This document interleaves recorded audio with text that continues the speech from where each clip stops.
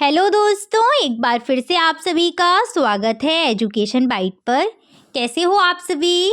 मुझे उम्मीद है कि आप सब एकदम बढ़िया होंगे। आपके डीएलएड 4th सेमेस्टर की हिंदी की क्लास में आज मैं आपका नेक्स्ट सबसे इम्पॉर्टेंट टॉपिक लेकर के आई हूँ, समास। बहुत ही इम्पॉर्टेंट है आपके इस सेमेस्टर के लिए, क्योंकि यहाँ से या तो समास की डेफिनेशन पूछ ली जाती है, आपके जो समास के प्रकार हैं, या फिर कोई भी आपको एग्जाम्पल दे दिया जाएगा। जैसे दे दिया आपको रोग मुक्त, तो इसमें कौन सा समास है, या फिर पीताम्बर, नीलकंठ, कौन सा समास है। तो ऐसे क्वेश्चन भी पूछ लिए जाते हैं। चलिए शुरू करते हैं आपकी क्लास, ज़्यादा टाइम वेस्ट नहीं करेंगे। समास का अगर हम शाब्दिक अर्थ की बात करें तो समास का शाब्दिक अर्थ होता है संक्षेप या फिर संक्षेपीकरण। ये बहुत ही इंपॉर्टेंट पॉइंट है आपका। समास का शाब्दिक अर्थ क्या है? संक्षेप या फिर संक्षेपीकरण। समास अब होता क्या है इसको समझिएगा। दो या दो से अधिक शब्दों के मेल को ही हम कहते हैं समास। जैसे जब आपको पढ़ाया गया होगा कहीं ना कहीं संधि आपको याद आ रही हो, तो संधि में मैंने क्या बताया था, जब दो वर्णों का मेल होता है तो इन वर्णों के मेल को ही हम क्या बोलते हैं? संधि बोलते हैं। लेकिन जब दो शब्दों का मेल होता है तो वहाँ पर आपका क्या होता है? समास होता है। क्लियर है चीज़? चलिए, समास एक प्रक्रिया है जिसमें दो शब्द आपस में मिलते हैं, तो वो क्रिया जो है वो समास कहलाती है। और जब दो शब्द आपस में मिलकर के एक नया शब्द बनाएंगे, इस तरीके से समझिएगा, एक शब्द ये रहा और एक शब्द ये रहा, जब ये मिलकर के क्या बनाते हैं? एक नया शब्द बनाते हैं, तो ये नया शब्द कहलाता है सामासिक पद। क्या कहलाता है? सामासिक पद कहलाता है। एग्जाम्पल में देखिएगा, जैसे पहला आपका सामासिक पद क्या दिया है? गंगा जल। तो यहाँ पर दो शब्द का मेल हुआ है, एक तो गंगा और दूसरा जल। गंगा और जल मिलकर के क्या बने हैं? गंगा जल। ठीक है। ऐसे ही शोकग्रस्त, शोक और ग्रस्त मिलकर के बना हुआ है शोकग्रस्त। तो ये संक्षेपीकरण है, संक्षेप रूप है। वैसे है क्या इसका अर्थ? शोक से ग्रस्त। इसको जब मिला दिया, संक्षेपीकरण किया, तो क्या बन गया? शोकग्रस्त। और शोकग्रस्त है क्या? एक सामासिक पद है। जैसे गंगा का जल, गंगा जल। राजपुत्र, राजा का पुत्र, इस प्रकार से।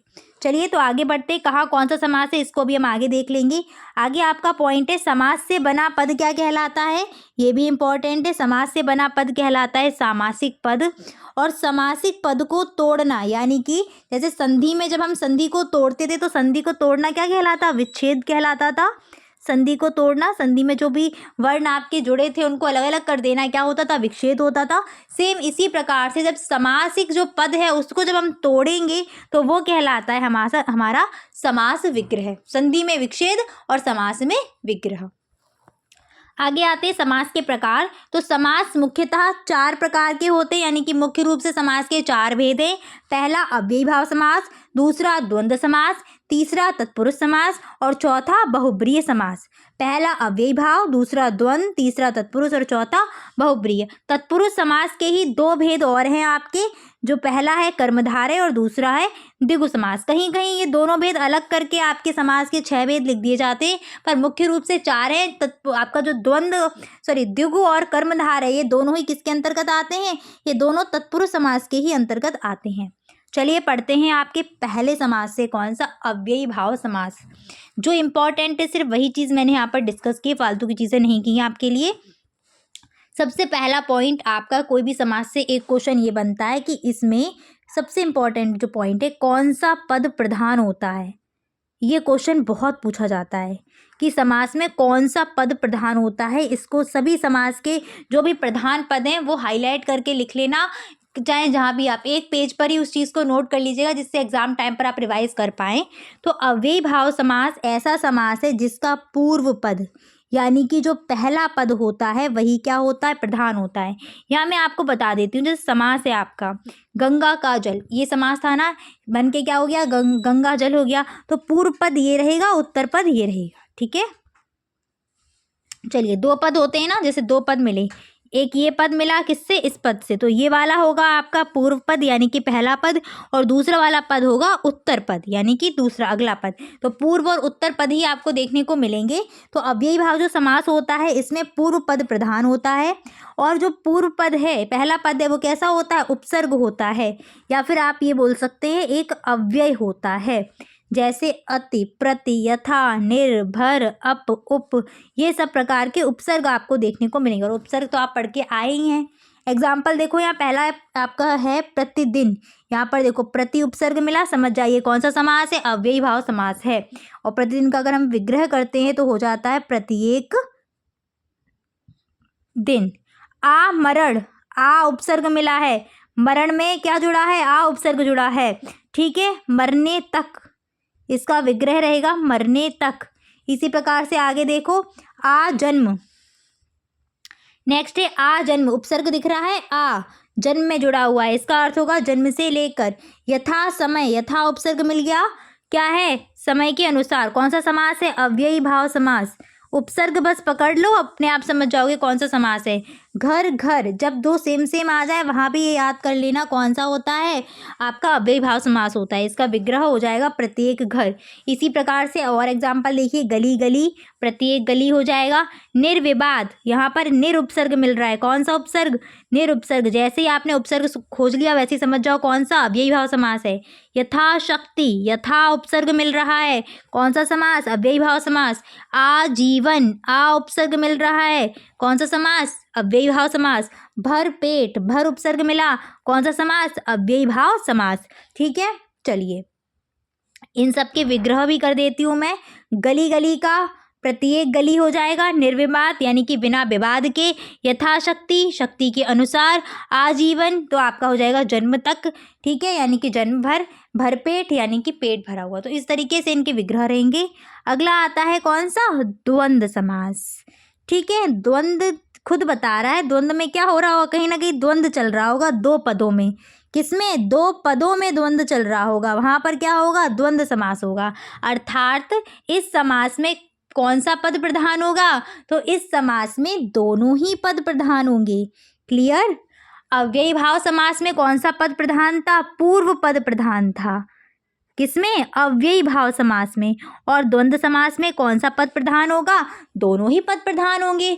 फॉर एग्जाम्पल माता पिता, माता भी प्रधान है और पिता भी प्रधान है, माता और पिता, तो कौन सा समास है, द्वंद्व समास है, ठीक है। दूसरी बात, इसमें जो दोनों पद होंगे कौन से चिन्ह से जुड़े होते हैं, तो इसमें दोनों ही पद जुड़े होते हैं योजक चिन्ह के द्वारा, ठीक है। छोटा सा जो डैश होता है इसको बोलते हैं योजक चिन्ह।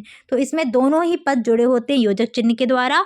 और जब हम समासिक पद का विग्रह करते हैं तो उस टाइम पर हम और या फिर या जोड़कर उसका विग्रह कर देंगे। जैसे एग्जाम्पल देखो, माता पिता, माता और पिता दोनों ही प्रधान है, दोनों पद प्रधान है, माता भी प्रधान है पिता भी प्रधान है। अगर आपने बोला कि नहीं माता ज़्यादा प्रधान है तो भाई फिर तो द्वंद्व शुरू हो जाएगा ना, इसीलिए इसका नाम द्वंद्व है। बहुत ईजी इसको फाइन करना। सुख दुख, सुख और दुख। पाप पुण्य, पाप और पुण्य। लाभ हानि, इसका क्या रहेगा, लाभ और हानि। कौन सा समास, द्वंद्व समास। भाई बहन, भाई और बहन, कौन सा समास, द्वंद्व समास। भला बुरा, भला और बुरा, कौन सा समास, द्वंद्व समास। अब देखो यहाँ देवासुर, ठीक है, देवासुर शब्द लिखा है, यहाँ पर योजक चिन्ह तो नहीं मिल रहा है, बट जब आप इसका विग्रह करेंगे तो क्या निकल के आएगा, देव, देवासुर, देव प्लस असुर, यानी कि देव और असुर निकल करके आ रहा है। तो समझ जाओ क्या है, दोनों ही प्रधान, दोनों में तकरार तो होगी कहीं ना कहीं। कौन सा समास, द्वंद्व समास। इसी प्रकार से अन्न जल, अन्न और जल, यानी कि द्वंद्व समास, ठीक है। तो कोई आपके मतलब वैसे तो आपके 90% एग्जाम्पल द्वंद्व समास के ऐसे हैं जिसमें योजक चिन्ह देख के आप पहचान जाएंगे, बट कुछ ऐसे हैं कि आप क्या करो, उसका विग्रह कर दो और आपको तुरंत पता चल जाएगा कौन सा समास है, ठीक है। समास पहचानने की सबसे अच्छी ट्रिक बस यही है कि आप उस समासिक पद का विग्रह कर दीजिए, तोड़ दीजिए और आपको समास निकल करके मिल जाएगा। चलिए आगे बढ़ते हैं। नेक्स्ट है आपका तत्पुरुष समास। तत्पुरुष समास में कौन सा पद प्रधान होता है, तो तत्पुरुष समास में उत्तर पद प्रधान होता है। अव्ययी भाव समास में कौन सा होता है, पूर्व पद। द्वंद्व समास में दोनों ही पद प्रधान होते हैं और तत्पुरुष समास में उत्तर पद प्रधान होता है। अब सीधी सी बात है, तत्पुरुष समास के भेद कितने थे, दो बताए थे मैंने। एक बताया था कर्मधारय और दूसरा बताया था द्विगु। तो जब कर्मधारय और द्विगु तत्पुरुष समास के भेद हैं तो इनमें भी कौन सा पद प्रधान होगा, फिर इन दोनों में उत्तर पद ही प्रधान होगा, ठीक है, भूलना नहीं इस चीज़ को। चलो आगे बढ़ते हैं।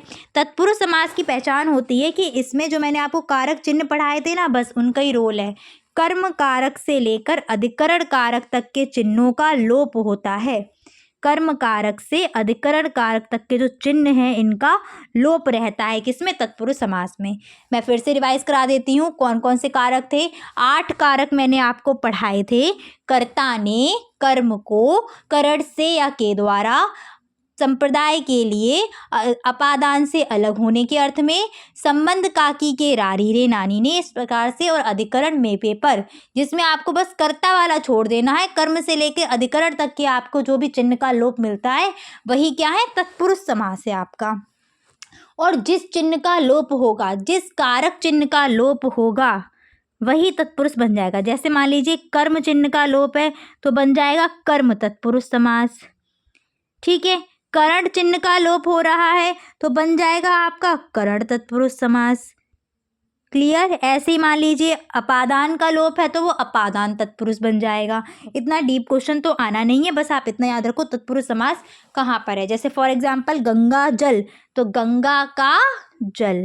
काकी के नानी ने कहाँ मिलता है? संबंध वाले में मिलता है, तो संबंध तत्पुरुष मिल जाएगा आपको। ठीक है, राजपुत्र, राजा का पुत्र, कौन सा कारक है यहाँ? संबंध कारक मिल गया ना, संबंध कारक। तो जब आपको मिल जाए कि कौन कौन से कारक चिन्ह का लोप हो, कर्म कारक से लेकर अधिकरण कारक तक के चिन्हों का लोप हो, वहाँ तत्पुरुष समास, और उत्तर पद इसमें क्या रहता है? प्रधान रहता है। ठीक है, चलिए तो आगे बढ़ते हैं। इसके देख लीजिएगा, मैंने यहाँ एग्जाम्पल लिखे हुए हैं। पहला है कर्म तत्पुरुष। कौन से चिन्ह का लोप होगा यहाँ पर? तो को चिन्ह का लोप होगा। जैसे शरणागत, विग्रह करोगे तो निकल के आएगा शरण को आगत, शरण को आया हुआ। स्वर्गवास, स्वर्ग को वास, यानी कि स्वर्ग को चला गया है वो। ठीक है, मोक्ष प्राप्ति, मोक्ष को प्राप्त। गगन चुंबी, गगन को चूमने वाला। ठीक है, करण तत्पुरुष में क्या है? से या के द्वारा मिलेगा। और एक चीज़ और याद रखना, इसमें विकार, आपके किसी अंग में विकार है, यानी कि आपको ऐसा पता चल रहा है कि यहाँ इस समास में या इस पद में, सामासिक पद में बोला जा रहा है कि इस अंग में विकार है, तो वहाँ भी कौन सा होगा? करण होगा। जैसे नेत्रहीन, नेत्र से हीन। ठीक है, नेत्र से हीन आपने विग्रह किया तो भी आप पहचान पा रहे हैं कौन सा है? करण है। और वरना नेत्रहीन देखते ही समझ जाओ नेत्र में विकार है कहीं ना कहीं, कौन सा? करण तत्पुरुष। रोगग्रस्त, रोग से ग्रस्त है बेचारा, रोग से के द्वारा, यानी कि यहाँ कौन सा? करण। मन चाहा, मन से चाहा। तुलसीकृत, तुलसी से रचित या तुलसी के द्वारा रचित, तुलसीदास जी ने रचना की है ना, तो तुलसीदास के द्वारा रचित, तो कौन सा समास? करण तत्पुरुष समास। तत्पुरुष समास है और तत्पुरुष समास में कौन सा भेद हो जाएगा? करण। ठीक है, आपसे ये वाले टाइप्स नहीं पूछे जाएंगे, आपसे सिर्फ इतना पूछा जाएगा कि शरणागत में कौन सा समास है, तो आप फटाफट से विग्रह करो। शरण को आगत, समझ जाओ कौन सा? तत्पुरुष समास। क्लियर? आगे आते हैं, अगला है संप्रदान वाला। संप्रदान का चिन्ह होता है के लिए। जैसे विद्यालय, विद्या के लिए आलय। रसोई घर, रसोई के लिए घर। माल गोदाम, माल के लिए गोदाम। देशभक्ति, देश की भक्ति या फिर देश के लिए भक्ति। ठीक है, तो देश के लिए भक्ति रहेगा कौन सा समास? तत्पुरुष समास है। तत्पुरुष समास में भी कौन सा है? तो संप्रदान तत्पुरुष रहेगा। इसके बाद अपादान का चिन्ह है से अलग होने के अर्थ में। तो पहला है चिंता मुक्त, तो चिंता से मुक्त, चिंता से क्या हो गया? मुक्त हो गया, यानी कि अलग हो गया है ना, तो कौन सा समास है? तत्पुरुष तो है ही, तत्पुरुष में अपादान तत्पुरुष। सेम पथ भ्रष्ट, पथ से भ्रष्ट, पथ से अलग हो चुका है, भ्रष्ट हो चुका है ना, अलग अलग यहाँ पर मीनिंग दे रहा है कि जैसे अलग हो रहा है, अलगाव हो रहा है यहाँ पर। कौन सा? तत्पुरुष समास। धनहीन, धन से हीन, तो कौन सा समास है? यानी कि धन है नहीं उसके पास। ठीक है, धन से विहीन है, धन अलग हो चुका है उससे, कौन सा? तत्पुरुष समास। ऋण मुक्त, ऋण से मुक्त। ठीक है, रोग मुक्त भी किस में आ जाएगा? रोग मुक्त अगर आ जाए तो वो भी इसी में आ जाएगा। रोगग्रस्त किस में आ जाएगा? करण में। और ये सब हैं किसके एग्जाम्पल? ये जितने लिखे हुए हैं सब के सब क्या हैं? तत्पुरुष समास हैं। आगे आ जाइए संबंध तत्पुरुष में। काकी के का लोप होता है इसमें। जैसे राजपुत्र, तो राजा का पुत्र। भारतवासी, तो भारत के वासी। गंगा जल, गंगा का जल। प्रजापति, प्रजा का पति। ठीक है, अधिकरण में किसका लोप होगा? में पेपर का होगा। जैसे आप बीती, आप पर बीती हुई। विचार मग्न, विचार में मग्न। सिर दर्द, सिर में दर्द। नरोत्तम, नरों में उत्तम। तो देख पा रहे हैं आप, मे पेपर का लोप हुआ था ना सभी में। तो ये सारे के सारे एग्जाम्पल किसके हैं? तत्पुरुष समास के हैं। बस मैंने कारक चिन्हों को अलग अलग से आपको डिफाइन कर दिया है, तो जिससे क्या है आपको यहाँ से आसानी रहेगी। चाहे तो स्क्रीनशॉट ले लें, चाहे तो जैसे चाहे आप वैसे कर सकते हैं। आगे बढ़ते हैं। अगला है आपका नए तत्पुरुष। ये इम्पॉर्टेंट है थोड़ा। नए तत्पुरुष क्या होता है? तो ना अर्थ के लिए जहाँ आ व अन का प्रयोग करते हैं वहाँ पर न नए तत्पुरुष होता है। यानी कि ऐसा तत्पुरुष समास जहाँ पर आपको पहला पद जो मिलेगा वो ना का मीनिंग देगा, यानी कि ना का अर्थ देगा। जैसे अमर, और इस ना के लिए हम प्रयोग कौन सा शब्द करेंगे? या तो आ प्रयोग करेंगे या फिर अन प्रयोग करेंगे। जैसे पहला है अमर, आ देखा, तो ये आ जो है वो अर्थ किसका दे? ना का दे अर्थ। तो देखो दे रहा है कि नहीं? अमर यानी कि ना मर, अनंत यानी कि ना अंत, अधर्म यानी कि न धर्म, अयोग्य यानी कि ना योग्य। तो ये है आपका नए तत्पुरुष। इसके बाद आते हैं कर्मधारय समास पर। ये आपका तत्पुरुष का ही भेद था। तो इसमें सीधी सी बात है, कौन सा पद प्रधान रहेगा? उत्तर पद प्रधान रहेगा। ठीक है। अव्ययी भाव में पूर्व पद प्रधान, द्वंद्व समास में दोनों पद प्रधान, तत्पुरुष समास में उत्तर पद प्रधान। ठीक है। चलो, कर्मधारय में एक विशेषता और है कि इसमें पहला पद विशेषण होता है और दूसरा पद विशेष्य होता है। जैसे महाकवि, महान है जो कवि, तो महानता क्या है? विशेषण है, और कवि यहाँ पर क्या रहेंगे? विशेष्य। विशेषण क्या होता है? जो विशेषता बताई जा रही हो, और विशेष्य वो होते हैं जिनकी विशेषता बताई जाती है, यानी कि संज्ञा बोल सकते हैं आप। जिसकी विशेषता बताते हैं उनको हम बोलते हैं विशेष्य। एग्जाम्पल देख लीजिएगा। महादेव, महान है जो देव। घनश्याम, घन के समान काला श्याम। ठीक है। इसमें देखो, विग्रह जब करते हैं तो दो प्रकार से विग्रह होते हैं। एक तो है जो वर्ड लगा के विग्रह होता है, और एक होता है के समान करके विग्रह कर पाओगे, या फिर के रूपी करके विग्रह कर पाओगे। ठीक है। और मोस्टली आपको एग्जाम्पल इसमें ऐसे भी देखने को मिलेंगे जिसमें आपका बहुब्रीहि समास भी होगा। कौन सा वाला? बहुब्रीहि। फॉर एग्जाम्पल महादेव, महादेव कौन है? शंकर जी है ना। तो इस महादेव शब्द में कर्मधारय भी है, बहुब्रीहि भी है। ऑब्जेक्टिव क्वेश्चन जब आएगा तो वहाँ पर आपको देखना है कौन सा ऑप्शन दिया है। अगर कर्मधारय और बहुब्रीहि दोनों ऑप्शन है तो आप बहुब्रीहि को टिक करेंगे, और अगर बहुब्रीहि ऑप्शन नहीं है तब उस कंडीशन में कर्मधारय को टिक करेंगे। बहुब्रीहि अगर ऑप्शन दिया ही नहीं है तब कर्मधारय होगा। क्लियर है? चलो, मैं यहाँ विच्छेद कर रही थी सभी के, आगे आ जाओ। नील कमल, नीला है जो कमल। अधपका, आधा है जो पका। ठीक है। अधपका क्या है? आधा पका हो जाएगा ना। पीतांबर, पीले हैं जो अंबर। अधमरा, आधा मरा। महापुरुष, महान है जो पुरुष। महात्मा, महान है जो आत्मा। ये विग्रह रहेंगे, जिसमें आपका मैं यहाँ बता देती हूँ किस किस में आपका बहुब्रीहि समास है। पीतांबर में बहुब्रीहि समास है, महादेव में बहुब्रीहि समास है। आगे आइएगा। द्विगु समास। द्विगु समास क्या होता है? तो द्विगु समास में उत्तर पद प्रधान होता है। पहली बात तो ये हो गई, बट इसमें क्वेश्चन जो है वो ये पूछता है कि वह समास बताइए जिसका पहला पद संख्यावाची होता है। तो द्विगु समास का पहला पद क्या होता है? संख्यावाची होगा। यानी कि आपको सबसे पहले जहाँ संख्या देखने को मिल जाए तुरंत आंख मूंद के लगा दो, कौन सा समास? द्विगु समास। जैसे पंचवटी, पंच शब्द मिला, पंचवटी में पंच मिला। पंच मीन्स क्या? पाँच। समझ जाओ कौन सा समास? द्विगु समास। तो विग्रह करो। पंचवटी, पांच वटों का समूह। आपको ये सभी में ऐड कर देना है।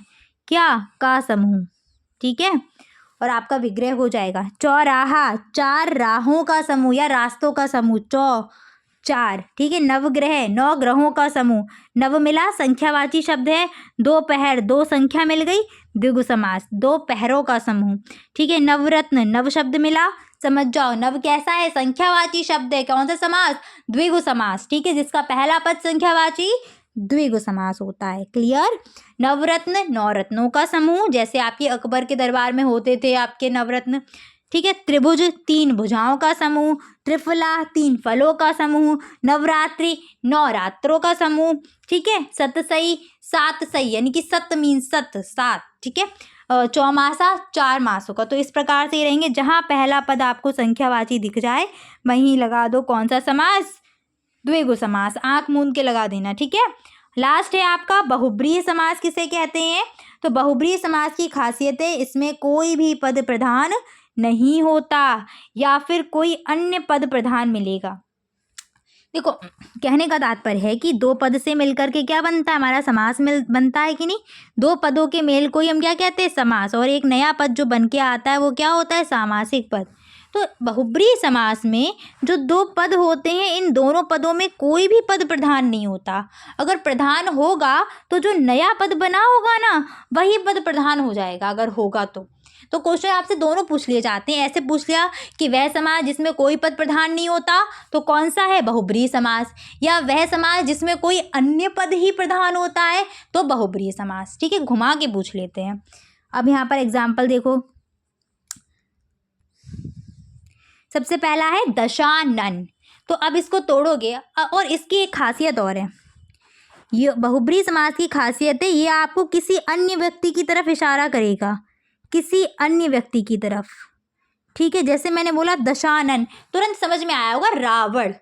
ठीक है ना, ऐसे मैंने बोला नीलकंठ, तुरंत भगवान शंकर याद आ गए होंगे। लंबोदर, गणेश जी याद आ गए होंगे। तो बस जैसे ही नाम लिया उनका और आपको कोई और ध्यान आ जा रहा है, कोई विशेष व्यक्ति ध्यान आ जा रहा है, समझ जाओ कौन सा समास है, बहुब्रीहि समास है। अब देखो, लंबोदर का अगर मैं आपको अर्थ बताऊं तो लंबोदर का अर्थ क्या होता है, लंबा है, उदर मीन्स पेट जिसका। अब लंबे पेट वाले व्यक्ति तो आपके आसपास भी बहुत सारे होंगे, बट आपके दिमाग में छवि किसकी आई होगी, श्री गणेश जी की। तो समझ जाइए इस लंबोदर शब्द में कौन सा समास है, बहुब्रीहि समास है। ठीक है, दशानन से ही शुरू करते हैं। दशानन अर्थात दश है आनन जिसके, आनन मीन्स होता है मुख, और 10 मुख हैं किसके, अर्थात रावण। ऐसे ही अब मैं आगे बताती हूँ, चक्रधर।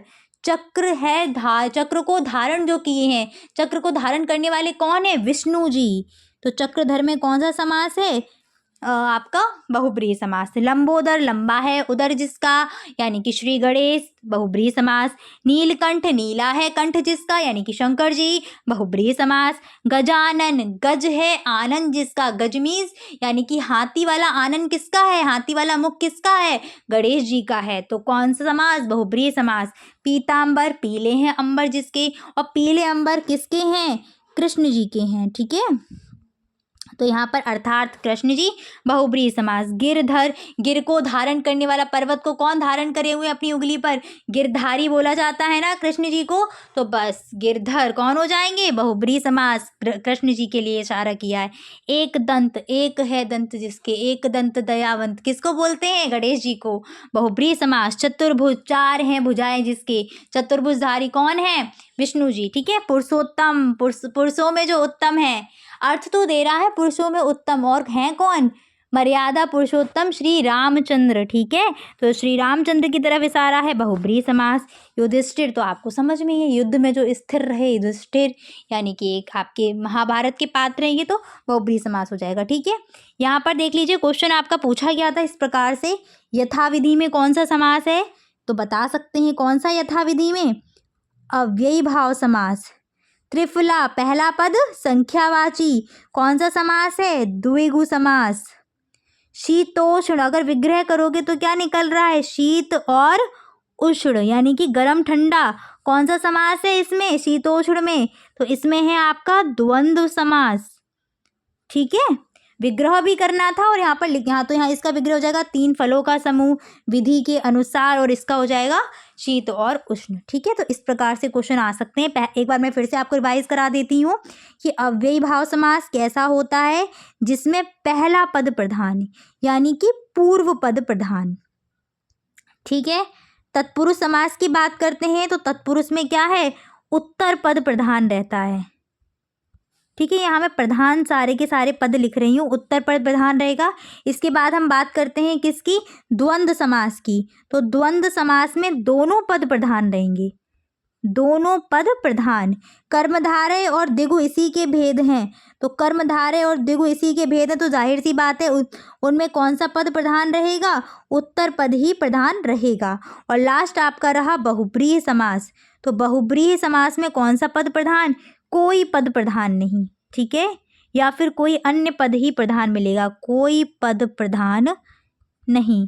द्विगु की एक खासियत है कि इसमें पहला पद क्या होता है, संख्यावाची होता है। कैसा होता है, संख्यावाची। और कर्मधारय समास की अगर हम बात करते हैं तो इसमें विशेषण होता है, पहला पद विशेषण और दूसरा पद विशेष्य। तो ये इनकी खासियत रही जो मैंने आपकी लिख दी है।